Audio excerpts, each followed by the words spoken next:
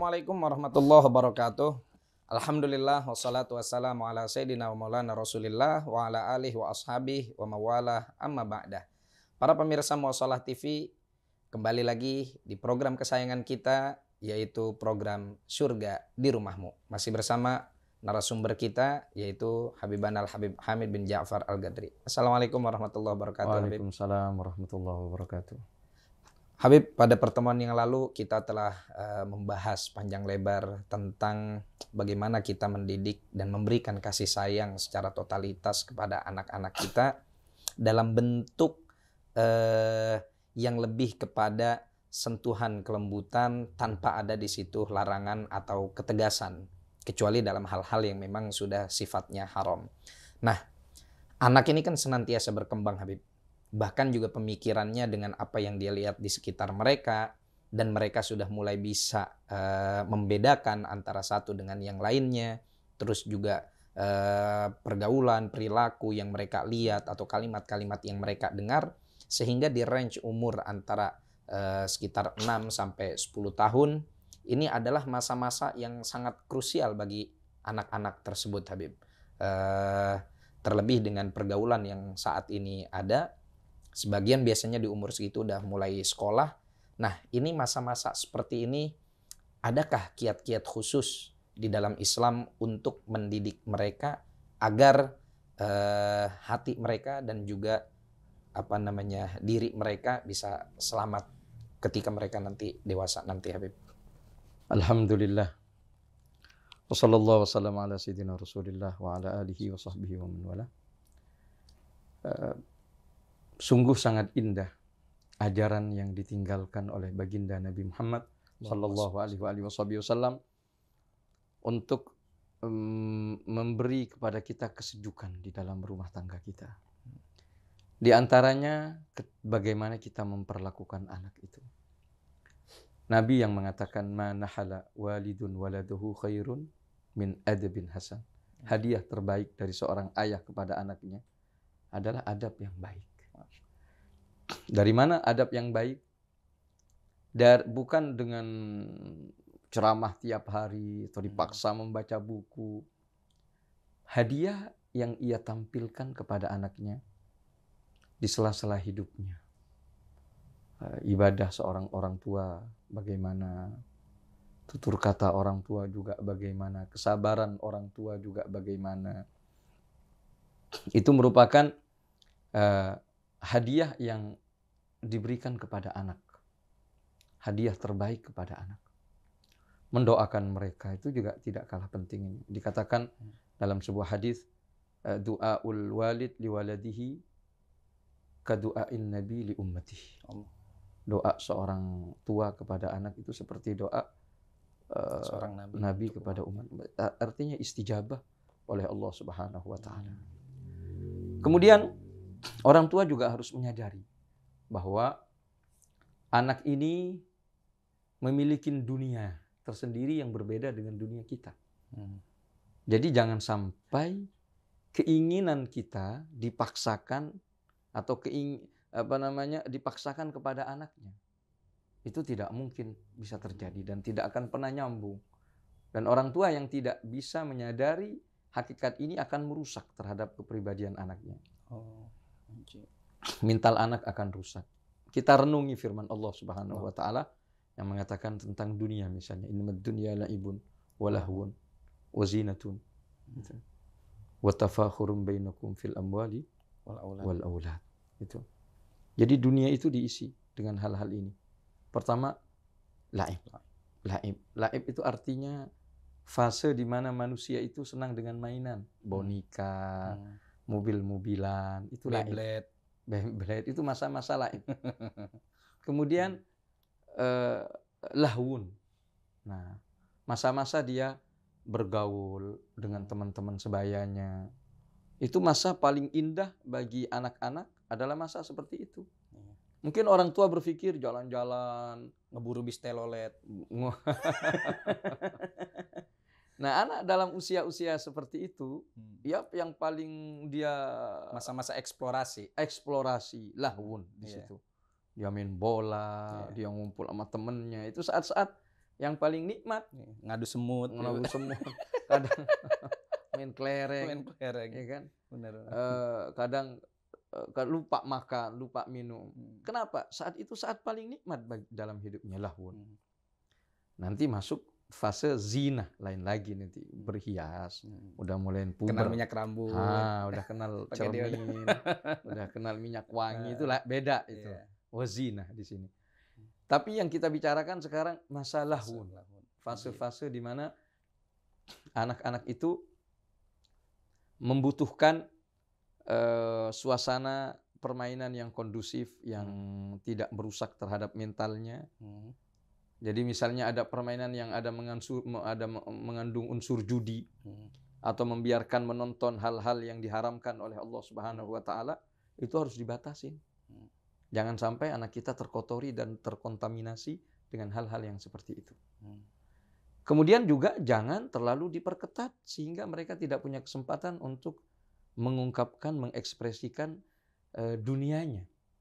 Nanti takutnya dia balas pas sudah tua gitu. Pasti membalasnya di saat mereka tua, ketika dia kurang dalam hal ini. Makanya Nabi itu membiarkan anak-anaknya bermain. Kata Anas bin Malik, beliau itu tidak bila mana saya membutuhkan main, beliau membiarkan. Bahkan kadangkala Anas itu lupa ditugaskan satu tugas oleh Nabi. Karena keasikan main. Pernah Nabi itu bilang, Anas, kamu pergi, misalnya beli apa gitu. Berangkat dia. Di tengah jalan ketemu teman-temannya, main dia. Main telolet. Lagi asyik main, lupa. Nabi nungguin. Sampai akhirnya beliau menyambanginya. Nah, apa kabar kalian? Kata Anas, saya mundur-mundur, tahu-tahu saya nabrak orang. Pas saya noleh Nabi. Saya baru ingat. Kalau lagi disuruh sesuatu. Kata beliau, Anas, selesaikan tugasmu, nanti main lagi. Jadi Nabi nggak menghukumnya, kemudian nggak boleh bermain. Nggak. Ada saatnya selesaikan tugasmu, habis itu main lagi. Nak. Gitu. Itu salah satu uslub. Ya, ini perlu diperhatikan kepada orang tua. Nabi itu tidak menggunakan uslub laum. Nggak mencela. Tidak mencela, tidak menyalahkan. Tidak menghardik. Tidak menghardik. Kata beliau, kata Anas bin Malik. Karena fase-fase Anas itu di masa pertumbuhannya, umur 10 tahun beliau itu bersama dengan Nabi Muhammad Sallallahu Alaihi Wasallam. Beliau mengatakan, saya itu berkhidmah khadam tuh 10 sana. 10 tahun saya mengabdi kepada Nabi itu. Belum pernah dia walam yuqhiruni, walam yu'atibuni. Dia belum pernah menyalahkanku, menghardikku, enggak pernah. Sama sekali walam yadribuni, tidak pernah memukulnya. Itu uslub, cara Nabi mendidik anak-anak mereka. Jadi tidak dijatuhkan, disalahkan, tidak dipojokkan, main mental begitu. Anak kecil main mental. Senang lihat anaknya nangis. Itu pekerjaan yang tidak layak dilakukan bagi orang tua. Apakah hal-hal seperti ini, Habib, hanya untuk orang tua saja, atau katakan misalkan kita sebagai pemuka agama atau pengurus masjid, ini kadang-kadang kan anak umur 8 tahun, 7 tahun, 10 tahun berangkat datang ke masjid gitu. Yang sebetulnya kalau Al-Fagir ngelihatnya, kadang-kadang beberapa anak di usia segitu yang datang ke masjid justru orang tuanya nggak ke masjid. Tapi mereka datang ke masjid, mengenal sholat, walaupun ya biasa, tetap dengan dunia anak-anak. Nah, kita sebagai orang yang ada di dalam masjid, melihat mereka itu, apakah harus bersikap seperti ini juga, Habib? Pertanyaan ini menarik sekali. Dulu, kita ini yang mendidik itu bukan hanya guru, bukan hanya sekolah, bukan hanya orang tua. Tapi yang mendidik itu lingkungan semuanya. Itu dulu. Tidak mungkin dulu orang dulu membiarkan ada satu anak tetangganya salah, dibiarkan begitu, enggak, tanpa dinasihatin. Pasti diarahkan dengan cara-cara yang elegan. Itu orang-orang dulu, sehingga mereka tumbuh menjadi orang-orang yang berkarakter. Jadi lingkungannya saja telah membentuk sebuah pendidikan. Tapi hari ini semua orang cuek. Tidak peduli. Mungkin dia peduli kepada anaknya, tapi untuk anak orang lain dia cuek, terserah. Anak lu jadi apa terserah. Padahal tidak demikian. Kalau kita suka menjadi anak kita menjadi anak yang baik, perlakukan anak orang lain seperti anak kita.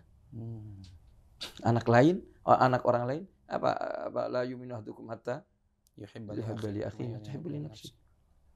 Jadi mencintai anak seperti kita mencintai anak kita.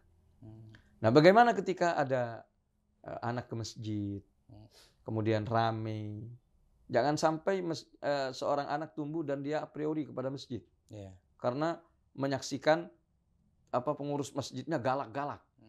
Akhirnya dia udah tertanam dalam benak mereka bahwa semua pengurus masjid itu galak. Masjid itu menakutkan, antagonis gitu. Akhirnya anak itu nggak mau ke masjid. Itu berbahaya. Ada traumatik dalam hati. Ada traumatik kepada masjid. Itu bahaya. Namun begitu juga bagi seorang yang mengurus masjid juga harus ingat terhadap sabda Nabi Muhammad SAW yang mengatakan jangan dekatin sibyanakum dan majanin, orang-orang yang gila dari masjid, karena mereka dapat mengganggu aktivitas orang sholat. Nah, bagaimana sikap kita menyikapin dua fenomena ini? Dari satu sisi kita harus menjaga kekondisifan masjid sebagai sarana dan tempat ibadah. Di satu sisi kita bagaimana menciptakan agar anak itu berta'alluq hatinya dengan masjid.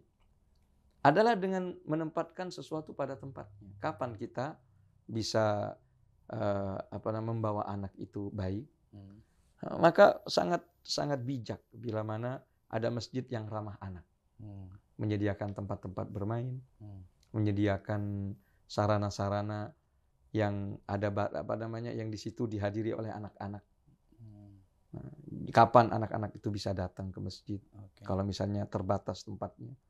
Ada kan semacam pengajian untuk anak kecil, pengajian untuk balita, itu sangat baik. Nah, di saat waktu-waktu serius ada kajian, nggak apa-apa dia larang. Dia bilang kepada orang tuanya, hari ini jangan ada anak yang datang jadwal kajian. Nah, begitulah semestinya para pengurus masjid dan lingkungan di dalam menciptakan keramahan terhadap anak-anak itu. Jadi di satu sisi pelaksanaan dari perintah hadis Nabi tadi terakomodir, tapi di sisi lain juga kita tidak menjauhi anak-anak dari masjid, karena biar bagaimanapun ya mereka adalah generasi kita gitu, Habib. Betul sekali. Di samping kita harus memberikan contoh ideal di dalam berinteraksi bagaimana menghormatin orang lain itu bagaimana memberikan kasih sayang. Makanya Nabi itu sangat menekankan, man lam yarham saghirana wa lam yuwaqqir kabirana falaysa minna, kata Nabi, sampai segitunya. Bahkan pernah itu ada salah seorang sahabat menyaksikan Nabi mengejar cucunya Al-Hasan yang lagi sedang bermain, dikejarnya oleh beliau, main kucing-kucingan itu. Main tak kena gitu ya, atau petak umpet. Dan disaksikan oleh sahabat yang lain. Bayangin coba. Disaksikan. Beliau mengejarnya setelah dikejar, ditangkapnya, diciumnya oleh beliau. Diciumnya. Salah seorang bicara, ya Rasulullah, katanya. Ya Rasulullah, betapa saya punya 10 anak seperti itu. Tapi belum pernah saya perlakukan seperti yang kau lakukan, dengan menciumnya sedemikian rupa. Kata beliau, apala yunza'ur rahma illa min syaqi. Kasih sayang itu tidak dicabut dari hati seseorang kecuali dia adalah orang yang celaka.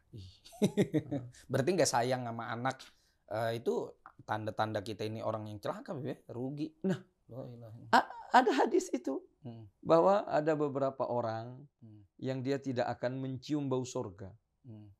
Di antaranya adalah orang yang di tangannya ada cemeti. Apa namanya? Apa tuh cemeti? Cambuk. Oh, cambuk. Ada cambuk. Di tangannya. Kenapa? Menakut-nakutin keluarganya. Ada rotan dengan bengis gitu, bengis dengan dan lain sebagainya. Itu orang nggak mencium bau surga, kata Nabi. Ada orang yang tidak mencium bau surga itu, the youth, orang yang tidak peduli terhadap keluarganya. Tapi ini dari pedulinya sampai berlebihan, sampai kayak begitu. Sampai sebegitunya. Jadi meletakkan sesuatu pada tempatnya. Dan kita tidak perlu khawatir anak itu akan menjadi anak yang manja. Kalau kitanya tegas. Kalau kita memberi contoh-contoh yang tegas, kapan anak sudah mengenal, kan dalam hadis dikatakan kalau sudah muru auladakum Bisolat. bis-shalah fi sab'in, pada umur 7 tahun. tahun. Berarti sebelum umur 7 tahun, dia sudah mengerti hukum-hukum sholat. Sudah ada pendidikan tentang sholat. Dari mana kita memberi? Dari pemandangan yang ia saksikan. Perlu anak itu diajak ke masjid, diajak sholat Jumat. Kamu laki nak, ayo sholat Jumat. Dia terbiasa menyaksikan orang sujud, orang ruku. Sudah terbiasa dengan hal-hal yang seperti itu. Sehingga masuk umur 7 tahun, ketika saatnya dia diperintah, nah dia udah paham. Udah paham dia. Gimana dia perintah sholat tapi dia nggak pernah menyaksikan orang sholat. Tidak pernah tahu caranya sholat. Disuruh sholat gimana? Berarti pendidikan itu jauh sebelum dia memasukin masa usia tamyiz itu atau masa usia umur 7 tahun. Kadang-kadang bapaknya yang nyuruh sholat, ayo tong sholat maghrib ke masjid. Dianya nggak sholat. Bapaknya nonton bola. Nah ini kesalahan yang fatal yang demikian itu. Dan itu fenomena yang terjadi. Fenomena yang terjadi. Dan subhanallah, di dalam sarana-sarana pendidikan itu, baik di sekolah atau di pesantren, kita menemukan anak-anak yang bermasalah itu, sumber masalahnya dari orang tuanya. Pas di tracing ternyata orang tuanya yang bermasalah. Itu banyak terjadi. Sehingga bagi orang tua, introspeksi itu tidak boleh berhenti kalau kita menginginkan anak kita tumbuh menjadi anak yang seperti yang kita harapkan. Baru umur 10 tahun, itu kalau nggak mau sholat, padahal kalau anak laki-laki biasanya itu masih belum baligh. Tapi fadribuhu fil ashar, kata Nabi. Ada saatnya tegas. Ketika sudah mengerti, mulai bisa berpikir dan tahu batasan-batasan, di situ dipertegas. Di situ saatnya kita memerintahkan anak untuk tegas. Jangan membiarkan anaknya lagi asyik main. Aduh dia kasihan, dia lagi main, biarin. Udah nggak usah sholat, udah tidur. Nah, itu pentingnya. Sehingga alhamdulillah di negeri kita ini marak lembaga-lembaga usia dini, pendidikan sekolah yang berbasis pembentukan karakter, itu hal yang positif. Yang mudah-mudahan Allah perbanyak dan Allah kasih taufik. Meskipun masih dalam tanda kutip masih jauh dari kesempurnaan. Karena kita membutuhkan hal yang lebih besar dari apa yang kita saksikan hari ini. Terkait dengan sarana-sarana yang dapat mengantarkan dan membentuk karakter yang baik untuk anak-anak kita. Oke, para pemirsa sekalian, begitu banyak mutiara hikmah yang bisa kita ambil pada episode kali ini, yang mana tentunya bagaimana cara kita mendidik anak-anak kita di usia tamyiz, di usia di mana mereka cenderung mengeksplorasi potensi yang ada pada diri mereka dengan permainan, dengan pertualangan, tapi tetap mampu menjaga anak-anak kita dan mengikat mereka dengan tuntunan baginda Nabi Muhammad sallallahu alaihi wasallam, tentunya juga dengan cara-cara nabawi yang telah sama-sama kita saksikan tadi pemaparannya dari guru kita Al-Habib Hamid bin Ja'far Al-Ghadri. Oke, dengan episode kali ini insya Allah kita akan memasuki episode yang berikutnya yang masih tema seputar parenting untuk menghadirkan surga di rumah kita. Tetap dalam program Surga di Rumahmu, kami pamit undur diri. Wassalamualaikum warahmatullahi wabarakatuh.